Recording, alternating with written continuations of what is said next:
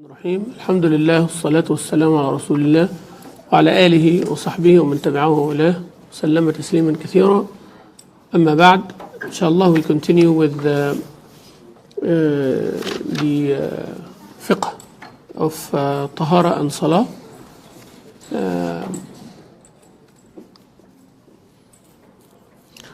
Last time we talked about the etiquette of using the restroom and cleaning oneself after responding to the call of nature, and making sure that this step is done carefully and is done accurately, because wudu depends, the validity of wudu depends on it. So we need to clean ourselves, and we need to make sure that there is no najasa or impurity on our bodies or on our clothes. Kids.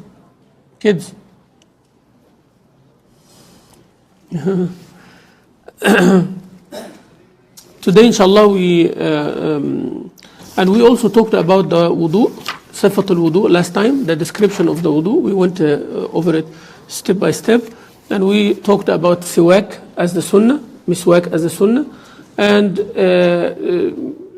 some of the scholars said it has to be in the miswak, but the others said you get rewarded even for using a toothbrush or anything that cleans the mouth, the teeth, and the tongue.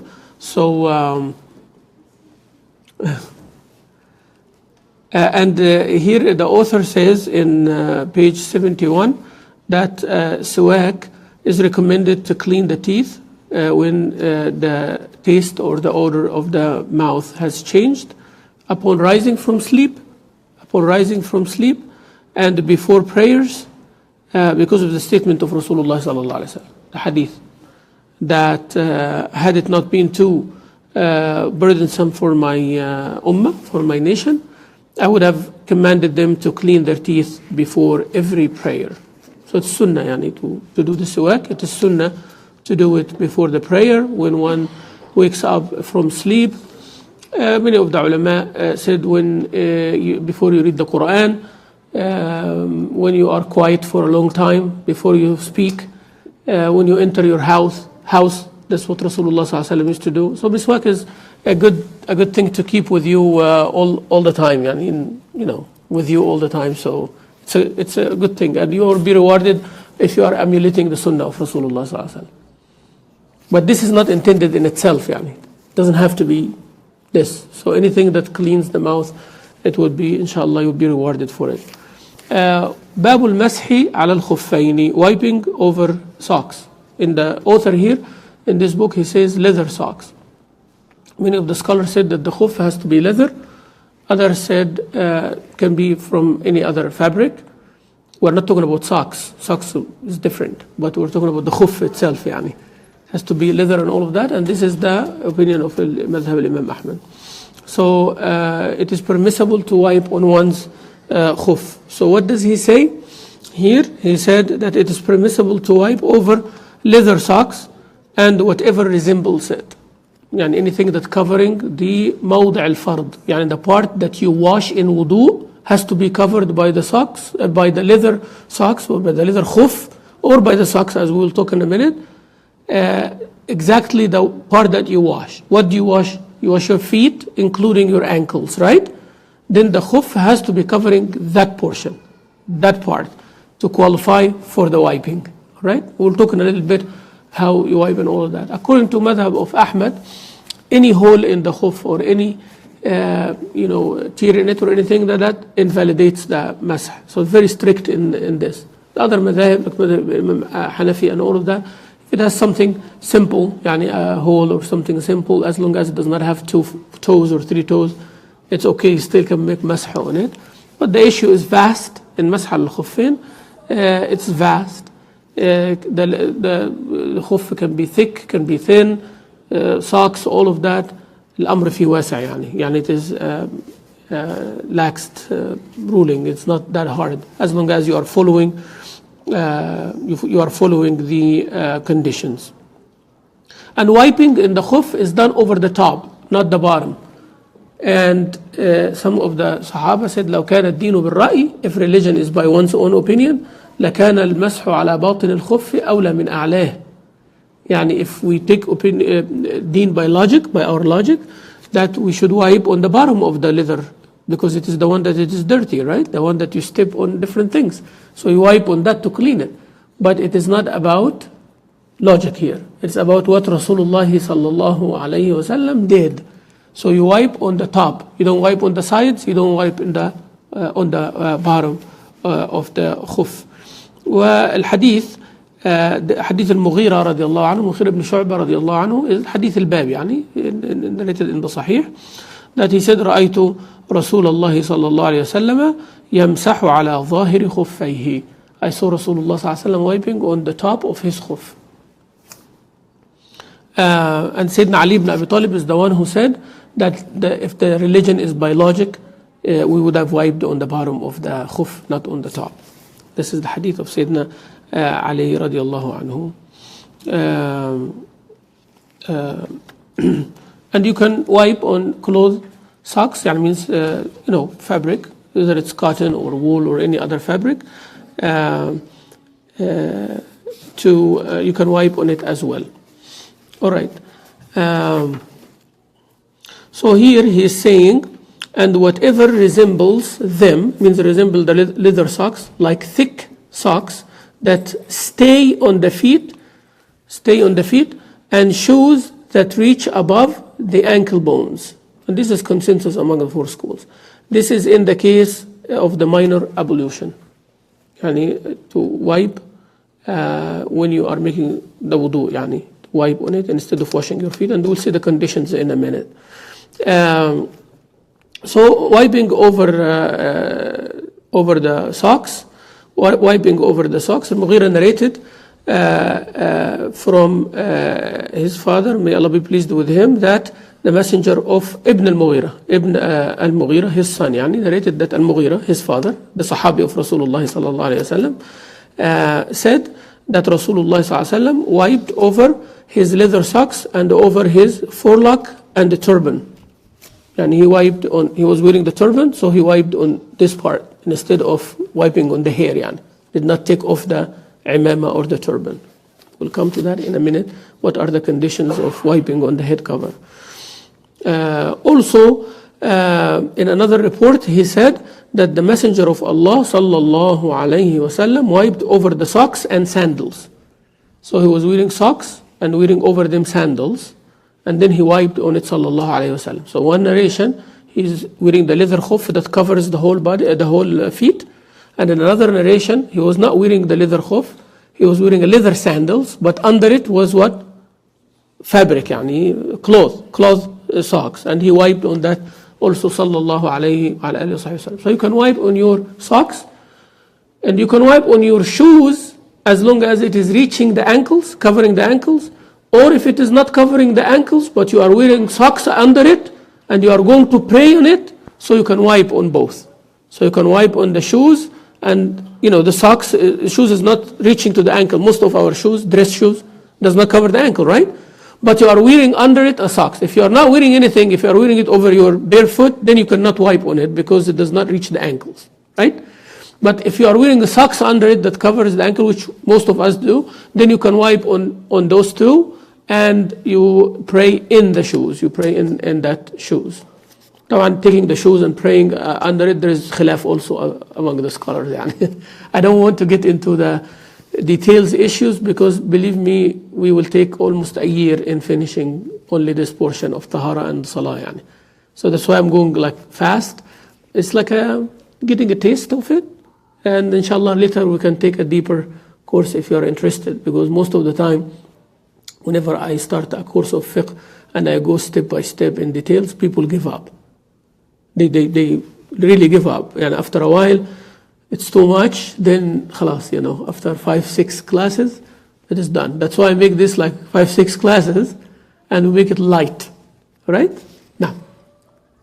Understand? In the offices we do exactly what you said. We do yes. only on the shoe, but we have a musalla where we do jama'ah. We take off our shoes. ممكن تصلي على أحد الأقوال according to one opinion, yes. Taking off that after masah, does it invalidate wudu or not? في issues but that's all right. You can pray inshallah.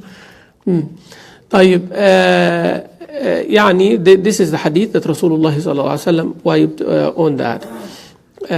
So the author here say you may also wipe over the shoes if they are up to the ankle or if you have socks underneath them, given that you put the socks and or shoes on after you had made wudu. So that's a condition of masah. It is not like you wake up in the morning, you put the socks in, then you go to the bathroom and do the wudu. And no, there has to be wudu first before you put that socks or that shoes above. So the next time you make wudu, you do wudu, then you wipe on them. But before you put them on, you are in a state of, yes. So be careful of that main condition here. You have to put that. Now, so subhanallah, duration of the wiping, and that's always an issue. People don't understand it, right? People don't understand sometimes when you say that يوما وليلة للمقيم وثلاثا للمسافر, 1 day and 1 night for the resident and 3 days and 3 nights for the traveler. But when does that hukm starts? When does the hukm kicks in? Yani? How do you calculate? When do you start saying that the day starts now? When do you do that? After the masah? Like once you wipe, then you get 24 hours? No. Actually, after your wudu is invalidated, then you start. Meaning, I made the wudu for Maghrib now. I made the wudu for Salatul Maghrib. Let's say Maghrib time, I made the wudu, wash my feet, then I put the socks on. All right? Okay? Then I broke my wudu. I did not make masah until now, right? Broke my wudu. But I'm having my socks on that I wore over tahara, right? So I made the tahara wudu. I prayed Salatul Maghrib. Then I put my socks on. Okay? Then my wudu is voided. My wudu is voided after that. But after I put my socks on. So I put my socks while I was in a state of tahara. My wudu did not break. Follow with me because this is very important. I made the wudu. I washed my feet. I am in a state of tahara. Then I put my socks on. I put it while I'm in a state of tahara. But after I put it, doesn't matter when. The wudu voided. Now Salat al-Isha coming. I went and I do my wudu again. I do the masah now. I do what? Masah. I did the masah. When do I start my day and night by 24 hours? Don't worry about the day and night. You start 24 hours. Just keep it in your head like that. Whether the day comes first or the night comes first, doesn't matter. When does the masah rule apply? Not from the time I wiped. Nope. Not from the time I wiped. Let's say I prayed Isha and I stayed in the state of tahara and I prayed tahajjud all night long and I'm still in a state of tahara. Right? My wudu did not break until I Salatul Fajr and I'm still in a state of tahara.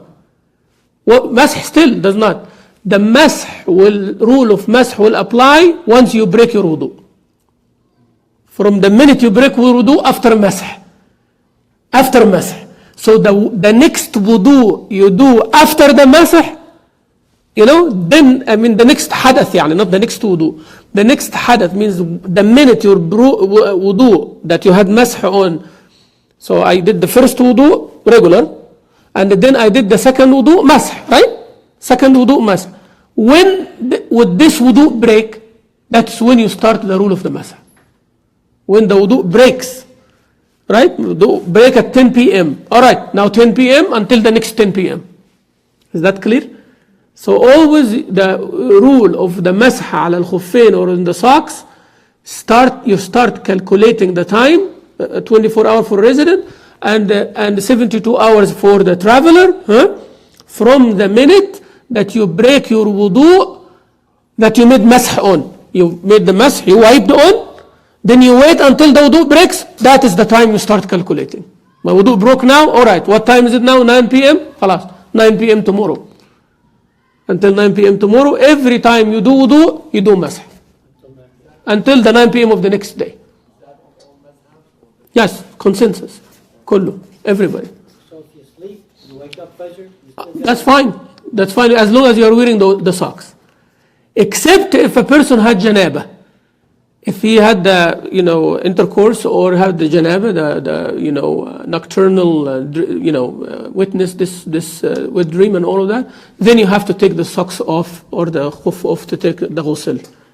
Right? You have to take the ghusl. You cannot take the ghusl while you are wearing the leather khuf, because the water in the ghusl of fard, ghusl janaba, has to cover the whole body. Yani. Okay? Then we'll talk about the description of ghusl in a minute, inshallah. So the musafir, the traveler, 3 days and 3 nights, and the resident, 1 day and 1 night. Doesn't matter night first, just from the time you started, 24 hours, بإذن الله تعالى. Okay? ومتى مسح ثم انقضت المدة أو خلع قبلها بطل الطهارة. So according to this book here, whenever he wipes, the person, يعني he or she wipes, and the period ends, يعني 24 hours or 72 hours ends, or he takes the footwear off before it is over, before the time is over, the purity becomes invalid.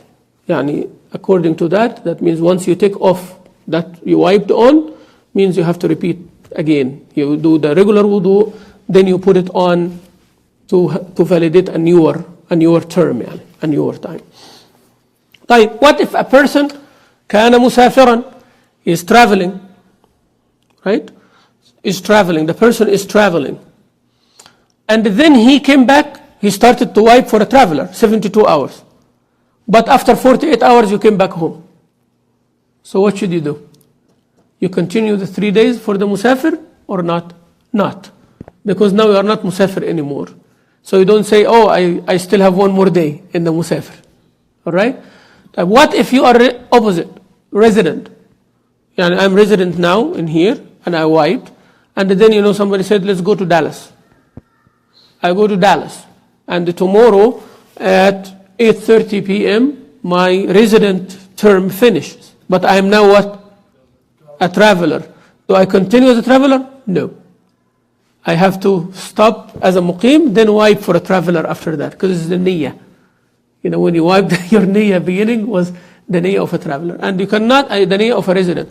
And you cannot, while you are resident, you say, I'm going to wipe here, and tomorrow morning I'm traveling and I count 3 days, It doesn't work like that. You have to do the wiping while you are a traveler or while you are a resident, and it stays like that. So resident is the default, okay? If you start resident and travel, you finish resident. If you start travel and come resident, you cut it off, right? Or if you traveled and then you came before the 24-hour finish, you continue 24 hours like a resident, yeah. I know it's a little bit mathematical, but it is easy, inshallah, Rabbil Alameen. Next, wiping on the turbans. Wiping on the turbans. Now, turban, Amamatul Arab, yani, the Arabian turban, it is not any of the turbans that you might see. And for it to be wiped on, and this is consensus among the 4. Yani. The imama has to be imama laha dhu'aba or imama muhannaka. Those one of the two. Muhannaka, they used to have the imama, right? Takwir al-imama, they go around and around and around, right? To cover the whole head. And then they have muhannaka, means it comes under the chin. Okay, so if it is like that, then that's the imamah you can wipe on. Or it has the, our brothers, the Tabligh Jama'ah brothers, they have the imamah. This is sunnah imamah. It's good, mashallah, between their shoulders, shoulder plates.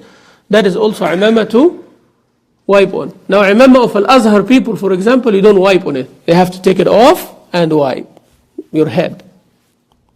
Cool? So now understand the imamah. So no prejudice for Egyptians here. So, okay? So imamah either has to have the dhu'aba between the shoulder blade or under the chin for it to qualify for what? Wiping on it, not wiping on the head yani. When you are in the wudu, you can make masah on your leather socks, you can make masah also on the imamah, but it has to be a imamah, and it has to be worn by a male. Yani if a female wearing the imamah of the man, number one, she's sinful. She's sinful because she is wearing the imamah of a man, and the A woman cannot wear the known dress for a man and vice versa. Number two, it does not suffice. Okay, if it is worn by a woman. A woman has her own hukm for khimar, يعني. For hijab it's coming. But for a man, it can wipe on the imama. For a woman, can be wiping on the khimar, يعني, in the khimar. يعني a man, he wear a woman's khimar, cannot make masah on it. A woman can wear a man's imama, cannot make masah on it. Each one have their own category. يعني. Alright? So, يمسح على العمامة إذا كانت ذات ذؤابة ساترة لجميع الرأس إلا ما جرت العادة بكشف. يعني it is permissible to wipe over the turban if it has a tail and covers the entire head except that which is usually uncovered. يعني some hair, sometimes you find people like, part of the hair is uncovered, or that's all right. Okay, but the condition to wipe on the imama, not on the head, is that it covers the whole head, يعني it covers the whole head. That's why you find some people, they wear imama and they showing these sides still, The imam has to be covering actually everything, except if some hair here above the ear, that's all right. It's okay. Or the back of the head, little bit thing on your nape. You are not going to have a imam يعني covering your cheeks and everything to cover the whole thing. جرت العادة بكشفه. طبعا this is the ijtihad of the ulama, that the imam has to have the tail and all of that. And we're talking about the madhab here, the fiqh of madhab, right?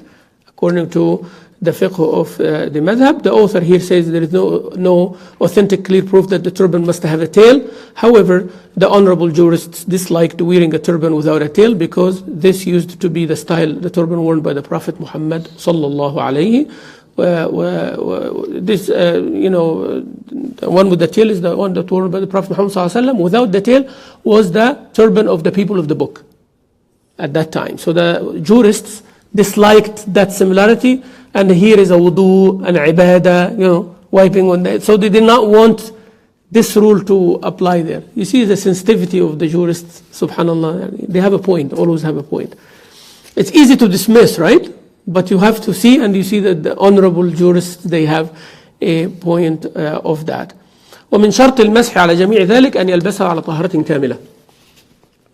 The condition of the validity of wiping over your leather socks or your clothed socks, the socks, يعني, and your imama, is all such things is to have put them on the part of the body which will be wiped over while in a state of complete purity. You are in a state of complete purity, then the imama is put, so I can wipe on it next time I do wudu. The khuf is put, so next time I can make a wipe on it. You understand that part? Alhamdulillah. What if a band-aid or a broken part of the body and they have the cast? There is a cast, or there is a part, a band-aid or something over the wound. It is permissible to wipe over a bandage if he did not, when putting it on, exceed the part that needs to be wrapped. He can do this, wipe over it until he removes it.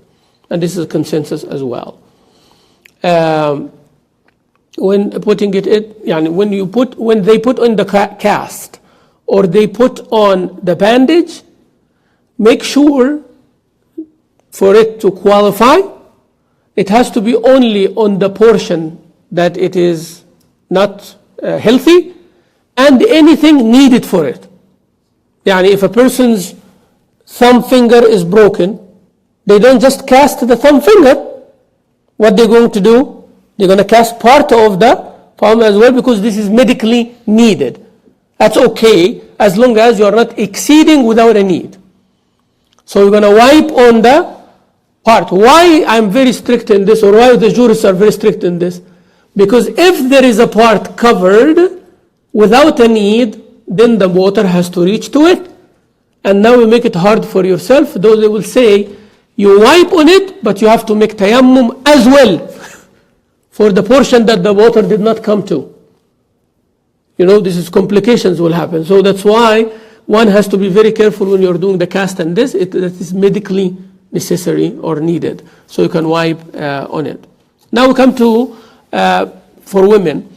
He said that all of these rules of the man, for the khuf, for the socks, for the head cover, imama applies, man applies to the woman, except the imama, as we mentioned before. Said the man and the woman are equal in this regard, except that the woman may not wipe over the turban because she's not allowed to wear a turban. Salama radiallahu anha, the wife of Rasulullah sallallahu alayhi wa sallam, كانت تمسح على الخمار. يعني she's wearing. What is khimar? Some people think when we say khimar, it's different from hijab. When they say, the word hijab means the head cover, covering the head only, regardless of the shape. So some women wear like something like a cap, or some they wear only the part over here, and so on. And some think that the hijab is only the part that covers until the neck. Yes, that's why you find some sisters having their ear showing, and things like that. So some others, they think that the khimar is the one that goes long. It's worn in certain countries. No, khimar, as long as it covers the head and goes down to the neck and part of the chest, that's called khimar. What is it called? Khimar. وَلْيَضْرِبْنَ بِخُمُرِهِنَّ عَلَى جِيُوبِهِنَّ. That's called the jayb. Jayb is the part that the neck enters from. So Allah Azza wa Jal said the khimar has to come from the head all the way down to cover that part as well. So I'm fine, you can do the fashion, you can have your deal, the sisters, but make sure that your neck is covered, part of your chest is covered, and your hair is covered, and it comes down on your ears, and covers that, except the face, the part that is called the face, because al-udhunani min al-ra'si, and the two ears are part of the head, and the woman has to cover her head. That means the ears also has to be covered. That's another session by itself, how the hijab is described. So a woman can wear on the khimar as long as it is meeting the condition of the khimar. Okay? So if a woman having this fashionable hijab or dupatta or whatever they call it, and it's not covering the part that's supposed to be covered, she cannot wipe on it because it does not meet the conditions. Okay? Does not meet the conditions. Right. So these are the issues. طبعا مسح على الخمار, Shaykh Salah mentioned it here more than one time, that as long as the woman is wearing it on previous tahara, she is putting the khimar on. It's very hard to take it off every time she does the wudu. Some said that she wipes part of the hair along with the khimar, some said not. So al-amr, it is open, inshallah, that a woman can wipe on the khimar, inshallah, like the man wipes on the turban. So when it comes to wiping on the head, and you have a turban with the conditions we mentioned, or the khimar with the conditions it is mentioned, then can wipe on it like one wiping on their own hair or their own head. Then we go to the next section, which is nawaqidul wudu. This is very important, by the way. Nullifiers of wudu. The nullifiers of al-wudu. Why we need to know the nullifiers of wudu? Anybody can tell me? Why do you need to know that? Why do you need to know what nullifies your wudu? Yes. So you are in a state of tahara or not. Yeah, it's very important. Somebody just know how to do perfect wudu, but you don't know when this wudu is invalid anymore. You don't know. So what's going to happen? Most likely you're going to pray without wudu one time. So you need to know. That's why it's important to know the things that invalidate a state of purity. You need to know that. Now you understand this why tahara is very important. It's very important. Very, very important. That's why I advise you, wallahi. If you are an Arab, memorize a matn in Arabic. If you are Pakistani or Indian, or memorize a matn in Urdu, in your language. Matn. Matn means, we said that the text, that it is concise. The ahkam is concise on it. Like here, it says, نواقض الوضوء وهي سبعة الخارج من السبيلين. See, I can mention the matn to you. So I have that matn in my head. So if your child says, when does my wudu breaks? You say the matn to your child.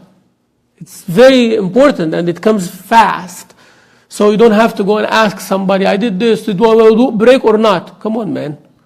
You make wudu how many times every day? And now you don't know what invalidates your wudu and what not. It is something essential. So it is 7. I can see your hand. I can see your hand. So there are 7. 1, الخارج من السبيلين, what exits from the private parts, front and back. خارج من السبيلين. سبيل يعني pathway, right? We have a سبيل, one that urinate, one for defecate. So this is السبيلين, الخارج من السبيلين. لا حياء في مسائل العلم يعني women and men asked Rasulullah SAW in presence of each other about these issues that we feel shy speaking about or things like that. It's very important to have that open because you need to know it. It stays with you for life. So al-khariju min as-sabilain, what exits from the private parts, what exits from the private parts. طبعا, when we say that, what does that mean? It means anything that comes out. Does not have to be urine or the other one, doesn't have to be that only, feces or urine. Someone sick, there are some worms coming out, some stones coming out, right? Still, it invalidates the wudu. So if somebody said, I did not pass gas, there was no urine that's coming out, or there is no number 2 that came out. So what did come out? Some stones came out, or some worm, a'udhu billah, may Allah save us all, that came out. Some type of something came out. As long as something exits, the wudu is invalidated. That is the default rule. What is the rule of thumb? Something comes out. Not what is normally comes out. No, anything that comes out from these 2 exits. All right? So anything comes out from there, it invalidates the wudu. Is that understood? It's very important to know that. So anything that exits from there, it invalidates the wudu. Now, so that's number 1. وَالْخَارِجُ النَّجِسُ مِنْ سَائِرِ الْبَدَنِ إِذَا فَحْشُ. The first one here, not something, it doesn't have to be anything physical. لها جرم يعني. It does not have to be something that's physical, tangible. The wind that comes out also, it invalidates the wudu. يعني it does not have najasa حسية, it does not have something tangible, and it does not have the same shape or form, right? So still anything exits, right? Anything exits. Number 2, anything that comes out from anywhere in the body, najasa, that have najasa in it, إذا فحش, impure discharges from elsewhere in the body, if they are excessive enough to be repulsive. Example, like bleeding and discharges from a wound, such as blood, pus, or other things. That is what he means, right? That anything that comes out, it invalidates the wudu. There is some differences here. Malikis, Shafi'is, and Ibn Taymiyyah, it would not nullify the wudu if bleeding happens. If bleeding or pus or something like that comes out from the wound, more or less, it does not invalidate the wudu. And they have many ahadith in this regard, to support their opinion. Many of the Sahaba, they prayed while they are bleeding. Abdullah ibn Umar had like some abscess or something like that, and he poked it and things came out, and still he prayed. Some of the Sahaba put his finger in his mouth, in his nose while he's praying, and blood came out, and he did not stop the salah. Different things like that. All right, so this, according to Malik Shafi'i, and this is the opinion of Ibn Taymiyyah, it does not invalidate the wudu. Okay, does not invalidate the wudu. According to Ahmad, Imam Ahmad, it invalidates the wudu if it is too much. Right? It invalidates the wudu if it is what? Too much to be repulsive. And this is according to every culture, according to every person. And it's not like having a measurement. Some of them said have a measurement that it is the size of your palm. If it's bleeding, that you can put your hand on it and it covers the blood is that much, then, so Malik and the Shafi'i, what do they say? Does not nullify. All right? Ahmed, he says it nullifies if it is in abundance, if it's too much to become repulsive. What is the opinion of Imam Abu Hanifa? If the bleeding in its spot, it does not invalidate the wudu. If it moves, it validates the wudu. إذا سال الدم عن موضعه نقض الوضوء. I remember when we were in middle school, there is the مختصر القدوري, Imam Abi Ja'far Ahmad al-Quduri. He died in the 1400 something, great Hanafi scholar and he wrote that matan, He said, وَإِذَا سَالَ الدَّمُ عَنْ مَوْضِعِهِ نَقَضَ الْوُضُوء. يعني when the blood, if the area, the wound, has the blood in it sometimes, but it did not come out. Yani. There is blood in there, but it is in its place. So according to Imam Abu Hanifa, you can pray, no problem. But if like shaving and stuff. Not your beard, huh? But, if some blood comes out, we're not going to say while you are shaving your beard. I'm not going to say that. I actually said it. But anyway, so blood comes out. If it is in its place, it's not coming down, you don't have to renew the wudu according to Hanafi, and you can pray. Now, if the blood came down, what happens? Your wudu is invalid. Is that clear? And this is, by the way, some of the scholars, not scholars, some of the followers of the madhab, they took it very excessive. And that's why they say a Hanafi cannot pray behind a Shafi'i.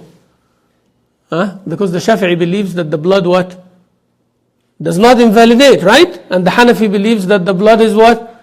Invalidates. And then, how can I pray behind someone? Maybe he got wounded, scratched or something like that, and he will not make wudu.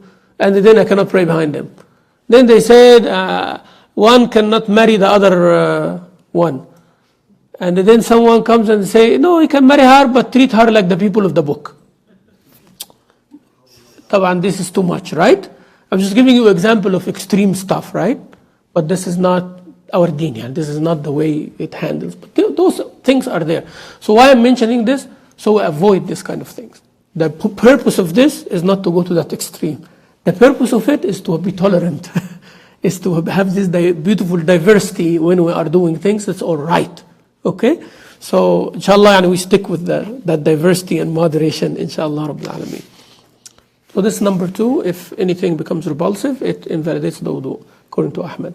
وَزَوَالُ الْعَقْلِ إِلَّا النَّوْمِ الْيَسِيرِ جَالِسًا أَوْ قَائِمًا.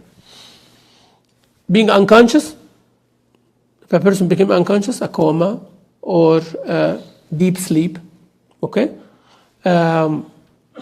Anything that makes a person unconscious, it invalidates the wudu.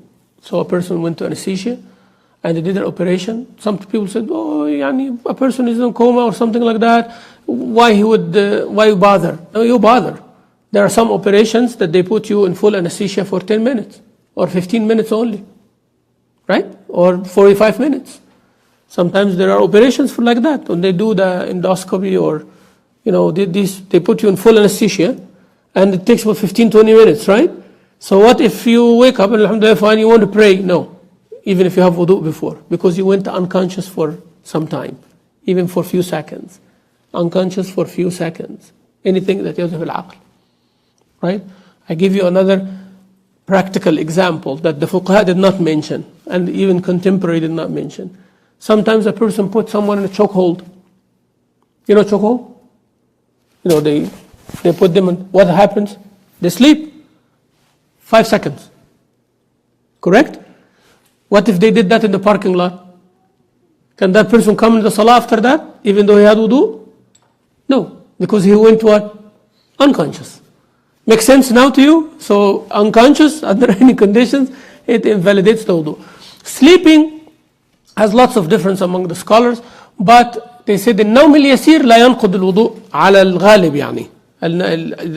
According to the strong opinion that the النوم اليسير. The yasir means light sleep, means sometimes you doze off, but you are aware if wind comes out from you. You are aware of what happens. So you did not go to deep sleep. So that, some hadith said the Sahaba were waiting for Salat al-Isha one time until their head started going down for a long time, until Rasulullah sallallahu alayhi wasallam came out and prayed Isha almost midnight.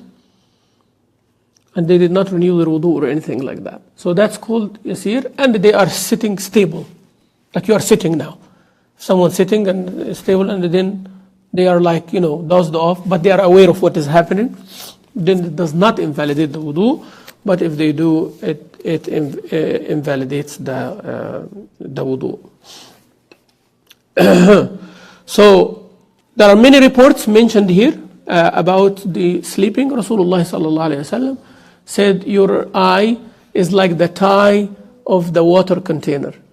When they fill the containers, they used leather containers. They used to tie it Why they tie it? So the water doesn't spill. Right? So Rasulullah ﷺ said, Al-Ainu, the eye, is like the tie for this wika. Wika us-sah. Sah means the bottom, يعني, your bottom, the bottom of the person.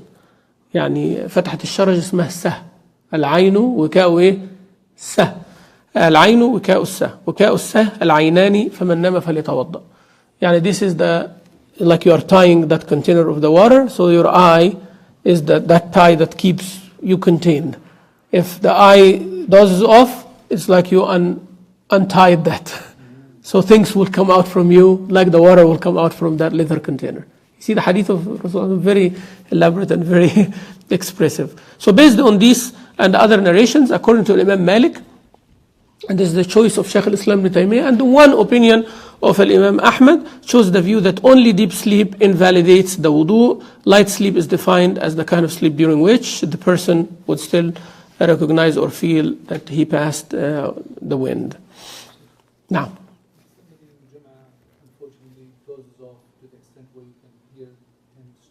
then he has to make wudu. Snoring خلاص out. نعم صحيح. And actually I will tell you even more, in the haram, the Kaaba, the haram, Mecca or haram al-Madani, you find sometimes people coming from far away and all that, and after Salat al-Dhuhr or Asr, they will lie down and they will dream, man, not snore يعني. And they will go off and on and all of that, and then subhanallah, you wake them up and they don't want to go do the wudu. And the iqamah comes, they stand up and pray beside you. Ya salam, wallahi, this is very convenient. Yani. You sleep and you dream and you everything, and then you wake up and pray. طبعا لا يصح هذا, لا يصح. And in the Jum'ah, we tell everybody, inshallah, if anybody beside you does that, nicely, yani, wake them up. Now, if they are sitting, mu'tamid, yani, he does not have to go do the wudu. لو mu'tamid, yani, he's sitting and tight. But he went and like this, wake him up and that's it. But if they now put their feet up or they are sitting in a way that, tell them, akhi, go do wudu. And in the best choice is to do wudu anyways. So, because you don't know. Once you are that sleep, you don't know what happened, right? Whether you are sitting mu'tamid or not, just to do the wudu, inshallah. رب خلي الأسئلة في الآخر معلش. ها؟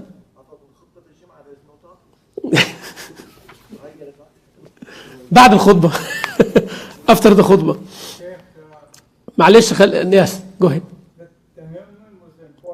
The tayammum not now. Tayammum not now. Just wait for me. I'm going there inshallah.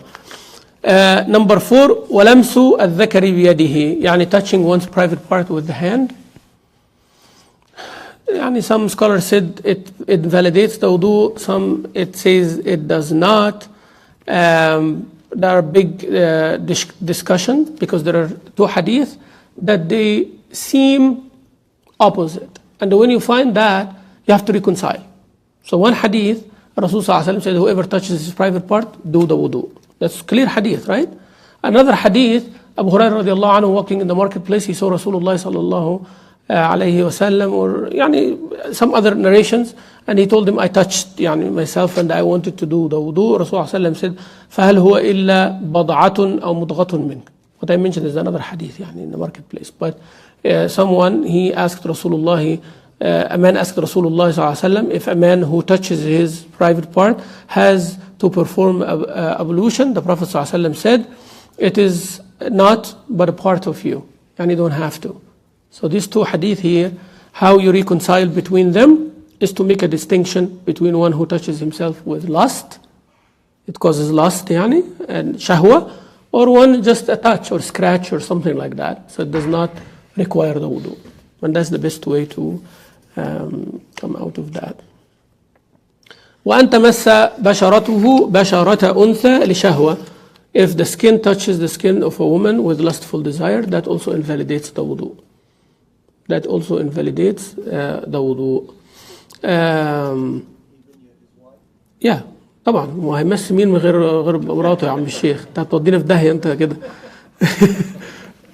He says even his wife يعني it's like touch everybody and his wife too. We are talking about the wife only, man. Come on now.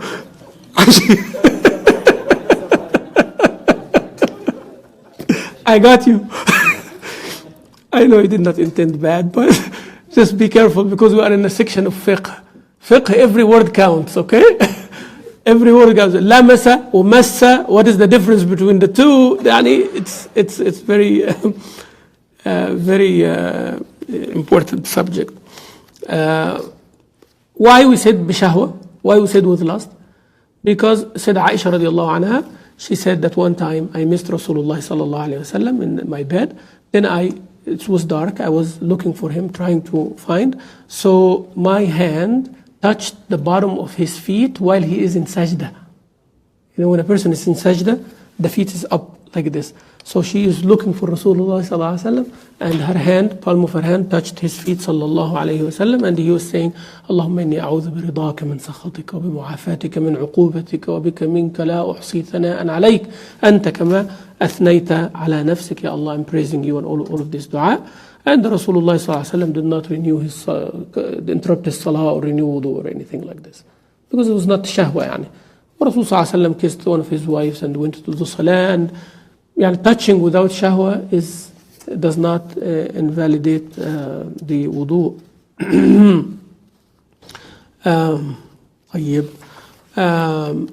This is now number 6. وَالرِّدَّةُ عَنِ الْإِسْلَامِ.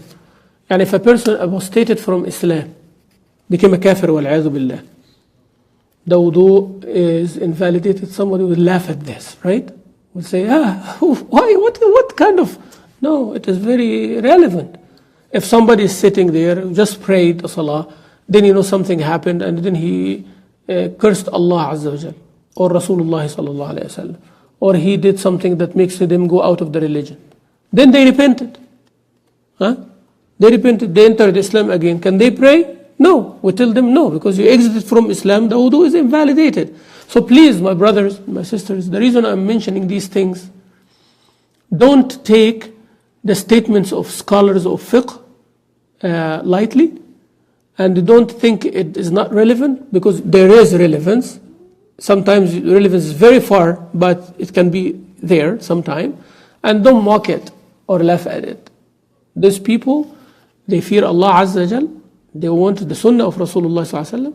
They wanted to guide the Muslim ummah, and they exert effort to do that. Even if they make a hypothetical case, ya akhwan, a hypothetical case, then it becomes valid. Yani someone from the scholars hundreds of years ago, he said if a person carrying a container of the wind that people passes, how we put this in a container, yani, at their time, right?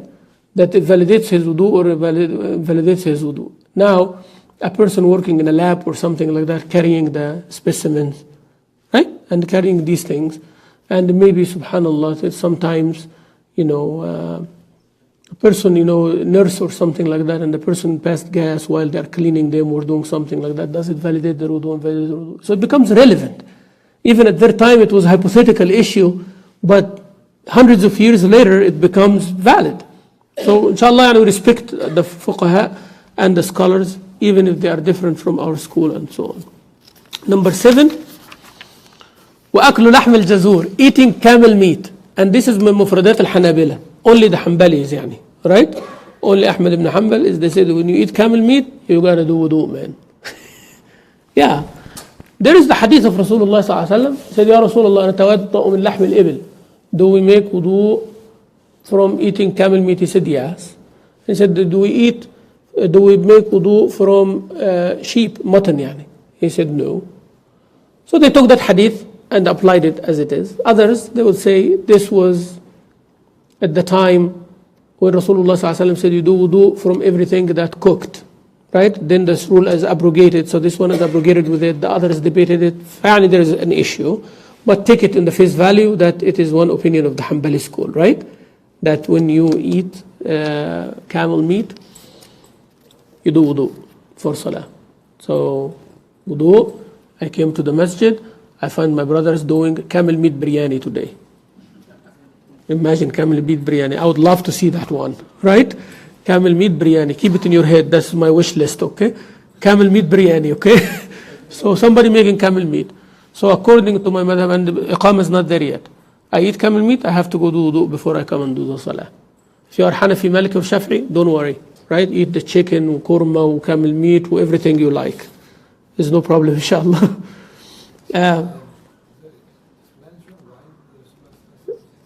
Some of the scholars tried to find why, but the end of the story, it is ta'abbudi, and this is a matter of worship.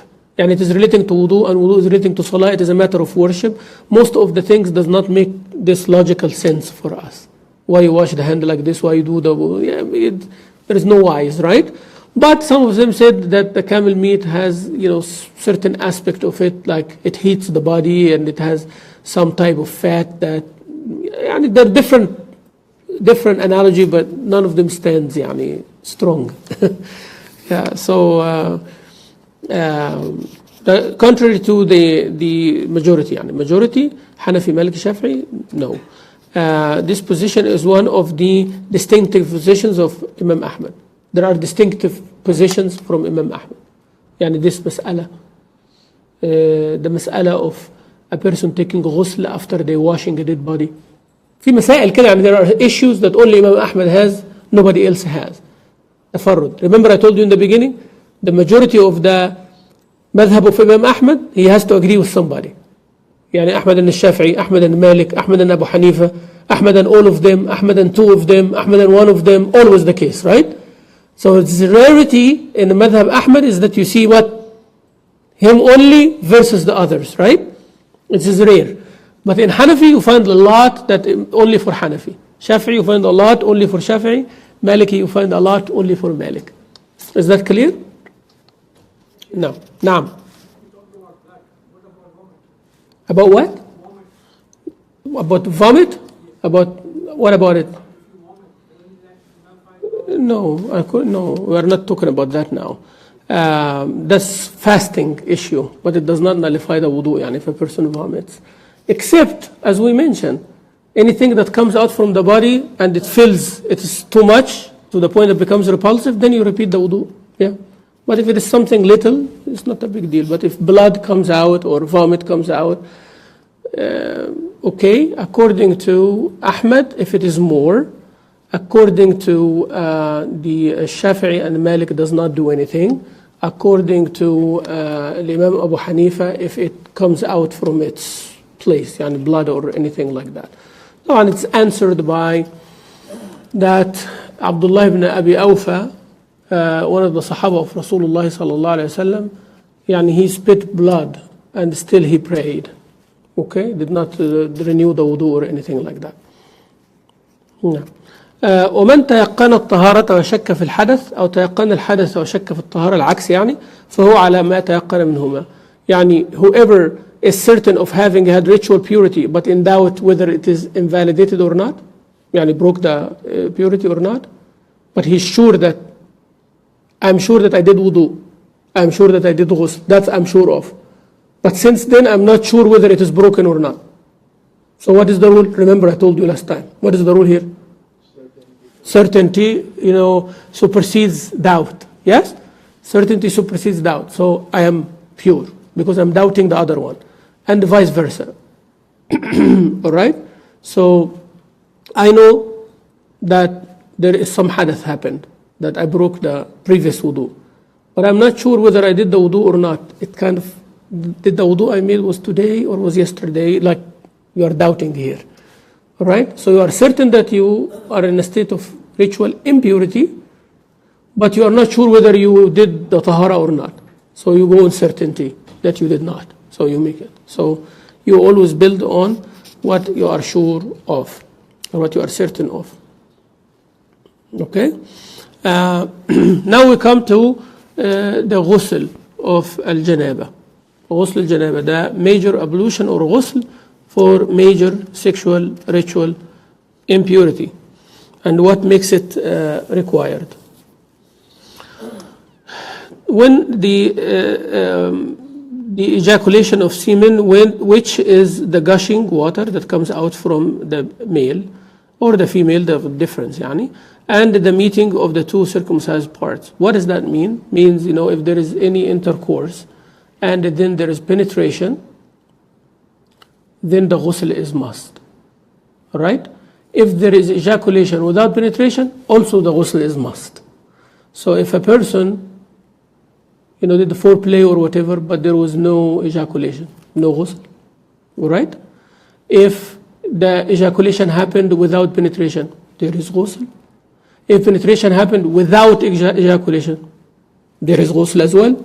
Right? So this is what it means here. And I would advise you to read this, inshallah, in details. What is the wajib in ghusl? And listen carefully because it's very important, inshallah. What is wajib? According to Hanafi, it is very simple. As long as water covers your body, you're cool, man. You're good. And it is very practical, يعني. Alright? So according to Al-Ahnaf, إذا عم الجسد الماء ووصل إلى كل مكان الحمد لله يجزئ. Right? طبعا في رأي في أحمد كذلك يعني. بس ليس ظاهر المذهب ولا المعتمد.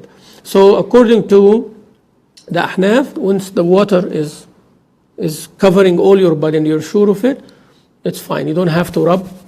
Malikis, you have to rub the part of the body. So one of the parts of the ghusl, wajib in ghusl, that you have to rub as anything that your hand can reach. You have to be rubbing it, according to Malikiyah. Right? This is one of the Maliki things. According to Hanafis, as long as the water covers everything. So each one have their own distinct one. So first thing is النية. الغسل النية وتعميم البدن بالغسل. النية, you have to have the نية that you are doing ghusl. You are doing ghusl. You're not just jumping in the shower and you don't know what you're doing, right? Your niyyah is to remove that ritual impurity so you can pray and do other things. So the intention and the washing the entire body. Washing the entire body. مع المضمضة والاستنشاق. According to Ahmad, you have to do madmada and istinshaq. You have to do the rinsing of the mouth and the nose as well. So those are the wajib part in the madhab Ahmad ثلاثة يعني. But according to all three, if somebody tells you what is the wajib in ghusl, you tell him two things. Niyyah, and the water has to cover the whole body. That is the wajib of the ghusl, right? According to Ahmad, you have to add the madmada and istinshaq. What are the sunan? Sunnah of the ghusl. Sunnah of the ghusl. Tasmiyah, saying Bismillah before you start. Saying Bismillah before you start. ويدلك بدنه بيده, to rub. As I said, rubbing is preferable according to Hanafi, Shafi'i and Ahmad. It is mandatory according to Imam Malik. Remember, brothers from Algeria, Morocco, Tunisia, and many parts of Africa, you have to rub your body every time you're doing ghusl al-wajib. Otherwise, the ghusl is invalid according to your madhab. So it's very important to know that. So rubbing the body with the hand. And then you do, as I'm going to mention, and we'll stop inshallah. We'll give you the sifa, two descriptions of the ghusl of the Prophet sallallahu alayhi wasallam. One with Aisha radiallahu anha and one with Maymuna radiallahu anha. The two wives of the Prophet and the mothers of the believers. Those two hadith are the main hadith that all these ahkam of ghusl come from it. So if a person wakes up in the morning and they finds that they need to do ghusl, they saw mani or semen in their clothes, or they had intercourse, man, woman. So ghusl min al-janaba. She said, Satartu Nabiya sallallahu alayhi wa sallam. I covered Rasulullah sallallahu alayhi wa sallam with a piece of cloth. She was holding like a curtain, like we have a curtain, shower curtain now. فاغتسل من الجنابة. So he washed himself, he took the ghusl from the state of janaba. فبدأ بغسل يديه. He washed his hands. ثم صب بيمينه على شماله. There was no shower, so he took the water and he washed both hands, and then he took water with his right hand from the container now, right? Now he's going to use. First, he poured on his hands before he enters in the container. Then he took with his right hand, so he put on his left hand, and then he washed the private parts, right? So ghasl yadayn, the two hands. Then you take with your right hand and put you over the left hand while you are washing the private. ثم ضرب بيده على الحائط والأرض. Then Rasulullah ﷺ rubbed his, or he struck the floor or the wall to, if there is any residue from the washing, right? He did that. Then توضأ وضوءه للصلاة. He made wudu exactly like salah, except his feet. Except his feet. ثم أفاض الماء على بدنه. Then he poured water over his body صلى الله عليه وسلم. ثم تنحى فغسل رجليه. Then he moved over and he washed his feet. That is the ghusl of Rasulullah صلى الله عليه وسلم from al-janaba. طبعا there is this hadith of Maymun is more detailed. Hadith of Aisha رضي الله عنها, she said that he صلى الله عليه وسلم made madmada and istinshaq, right? And then he made the wudu for the salah yani, and then he washed his head, and then he washed the right side of his body and the left side of his body. So we put the two hadiths together, it gives you the ghusl of Rasulullah sallallahu alayhi wasallam. For the man or the woman who have braids, some men they have braids, or women have braids in their hair.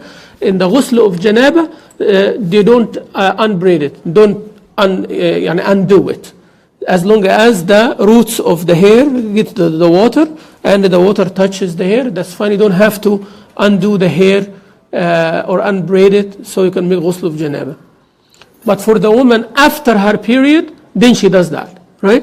You have to do the unhair. But for janaba, no. And also, if a person intended to ghusl, in one, that would be valid as well. Like a person wake up for janaba, they need to do the wudu, and they want to do ghusl al-jum'ah as well, so they don't do the ghusl of jum'ah again as a sunnah. Inshallah will suffice bi'idhnillah ta'ala. We'll stop here, and the next time inshallah we'll talk about the tayammum. We'll talk about the tayammum, and we'll talk about few issues of the women's period and all of that, and then we'll talk about the adhan and the salah inshallah. So we have 2 more sessions in April. Maybe you'll take one in May. We cover the salah part, and then inshallah in the beginning, at the end of this course, I'm going bi'idhnillah ta'ala to demonstrate wudu for the community. So I'll invite everybody, especially the young people. We'll demonstrate the wudu outside, and then we'll demonstrate 2 rak'ah of the salah as well with explanation. Yani what are the things that void the salah, what are not, what are the things sunnah, what are that. Inshallah will be a workshop for 2 hours. We will do the wudu, every step with explanation, and we will do 2 rak'ah, every step with explanation, inshallah, at the end of this course, inshallah. Jazakumullah khairan for your patience. Wa sallallahu wa sallim wa barak ala Sayyidina Muhammadin wa ala alihi wa sahbihi wa sallam. Walhamdulillahi Rabbil Alameen. Wassalamu alaikum wa rahmatullahi.